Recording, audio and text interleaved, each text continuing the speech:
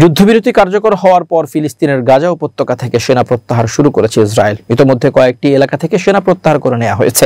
তুর্কি বার্তা সংস্থা আনাদোলু এক প্রতিবেদনে বলা হয়েছে, শুক্রবার থেকে ইসরায়েল গাজা সীমান্তের ইয়েলো লাইন ক্রসিং দিয়ে সেনাদের ফিরিয়ে আনা শুরু হয়েছে।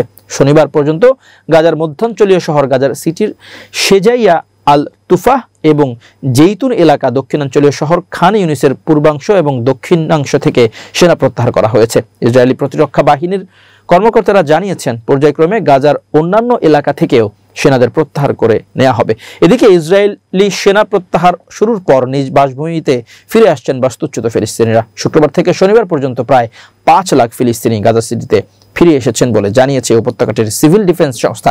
গত কয়েক সপ্তাহের ভারী বোমাবর্ষণে এলাকাটি এমন ধ্বংসস্তূপে পরিণত হয়েছে যা সেখানকার মানুষ কখনো কল্পনাও করেনি। তবুও তারা নিজের এলাকায় ফিরে যাচ্ছেন। প্রায় 2 বছর ধরে চলা গাজা যুদ্ধ অবসানের লক্ষ্যে গত মাসের শেষের দিকে নিউ ইয়র্কে জাতিসংঘ সাধারণ পরিষদের অধিবেশনের ফাঁকে আরব ও মুসলিম দেশগুলোর সঙ্গে বৈঠকে বসেন ট্রাম্প। এর সপ্তাহখানেক পর গত 29 সেপ্টেম্বর হোয়াইট হাউসে ইসরায়েলি প্রধানমন্ত্রী বেনিয়ামিন নেতানিয়াহুর সঙ্গে দ্বিপাক্ষিক বৈঠকের পর 20 দফা শান্তি পরিকল্পনা প্রকাশ করেন তিনি। ট্রাম্পের ওই 20 দফা প্রস্তাব নিয়ে গত সোমবার 6 অক্টোবর মিশরের পর্যটন শহর শারম আল শেখে যুক্তরাষ্ট্র, কাতার ও মিশরের মধ্যস্থতায় হামাস ও ইসরায়েলের প্রতিনিধিদের পরোক্ষ আলোচনা শুরু হয়। টানা 3 দিনের মাথায় বুধবার দিবাগত রাতে যুক্তরাষ্ট্রের দেয়া প্রস্তাবের প্রথম ধাপ মানতে সম্মত হয় দুই পক্ষ। শুক্রবার 10 অক্টোবর আনুষ্ঠানিকভাবে হামাসের সাথে যুদ্ধবিরতি অনুমোদন করে ইসরায়েলি সরকার এবং এদিনই গাজা উপত্যকায় যুদ্ধবিরতি কার্যকর ও সেনা প্রত্যাহার শুরু হয়েছে বলে জানায় ইসরায়েলি সেনাবাহিনী IDF।